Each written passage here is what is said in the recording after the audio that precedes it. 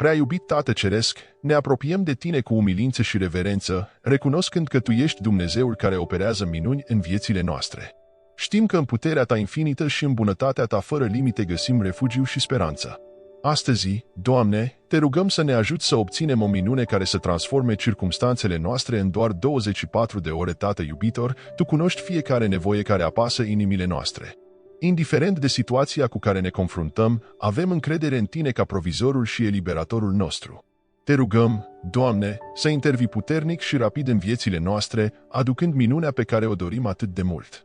În numele Tău, Dumnezeule, ne aruncăm griji și anxietăți la picioarele Tale, știind că Tu ești capabil să faci infinit mai mult decât putem cere sau gândi. Ca voința Ta să fie făcută în viețile noastre, conform înțelepciunii și iubirii Tale pentru noi. Doamne, Tu ești Dumnezeul care lucrează minuni și transformă situațiile imposibile în realități surprinzătoare. Cerem ca, în intervalul de 24 de ore, Tu să faci lucruri extraordinare în viețile noastre, arătându-ți puterea și gloria celor care îndoiesc. Interacționând cu noi, Tată, vedem oameni care își aduc nevoile în fața Ta. Fiecare strigăt să fie auzit de Tine și fiecare inimă să fie atinsă de harul Tău transformator. Doamne, știm că ești prezent în mijlocul nostru, ascultând cererile noastre cu dragoste și compasiune. În unitate de credință, Doamne, avem încredere că minunea este pe drum. Să nu ne clatinăm în încrederea în Tine, ci să rămânem fermi în certitudinea că Tu ești credincios pentru a-ți împlini promisiunile.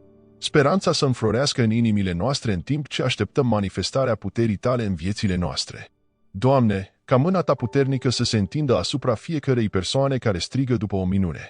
Ca pacea Ta care depășește orice înțelegere să păzească inimile celor care au încredere în Tine. Ca anxietatea să fie înlocuită de încredere și pacea pe care doar Tu o poți da.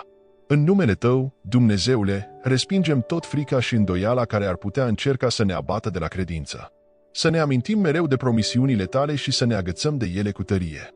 Tu ești același ieri, azi și pentru totdeauna, și puterea Ta nu cunoaște limite. Doamne, știm că timpul este în mâinile Tale și că pentru Tine nimic nu este imposibil. De aceea, ne punem încrederea în Tine, fiind siguri că minunea pe care o căutăm va veni în intervalul de timp pe care l-am stabilit. Interacționând cu cei care strigă după o minune, Doamne, vedem cum credința crește în inimile lor. Să fie ca această credință să fie ca o sămânță plantată de Tine, care crește și înflorește în mod abundent, chiar și în fața celor mai provocatoare circumstanțe. Tată iubitor, știm că Tu ești Dumnezeul care răspunde rugăciunilor copiilor Tăi. De aceea, avem încredere că minunea pe care o căutăm nu va întârzia să apară. Să ne deschidem ochii să vedem mâna Ta lucrând puternic în viețile noastre. Doamne, ca fiecare persoană care strigă după o minune în aceste 24 de ore să fie întărită în credința sa. Ca speranța să fie reînnoită în inimile lor și ca ei să mărturisească despre credincioșia Ta într-un mod puternic și incontestabil. Interacționând cu mine, frați și surori dragi, împărtășiți așteptările și speranțele voastre legate de minunea pe care o căutăm.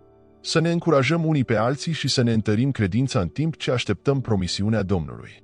Tată Ceresc, știm că Tu ești un Dumnezeu care îți ții promisiunile și avem încredere că minunea pe care o căutăm este sigură în timpul Tău perfect.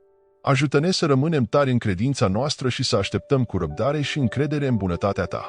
Doamne, ca minunea pe care o căutăm să nu transforme doar circumstanțele noastre, ci și să întărească credința noastră și să mărturisească gloria Ta celor din jur. Ca viața noastră să fie un reflex al iubirii și puterii Tale, atrăgând pe alții să Te cunoască. Tată iubitor, pe măsură ce ne apropiem de finalul acestei rugăciuni, vrem să Îți mulțumim anticipat pentru minunea care este pe drum.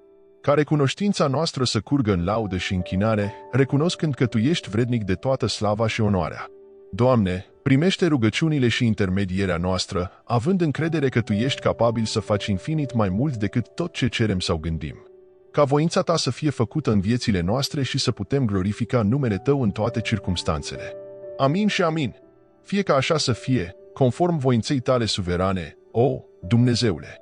Slavă Ție, acum și pentru totdeauna. În numele lui Isus ne rugăm. Amin. Vă rog să ne împărtășiți în comentarii cererea specifică pentru minunea pe care doriți să o vedeți realizată în viața voastră în decurs de 24 de ore. Suntem aici să ne rugăm împreună cu voi și să credem în puterea Dumnezeului nostru care lucrează minuni.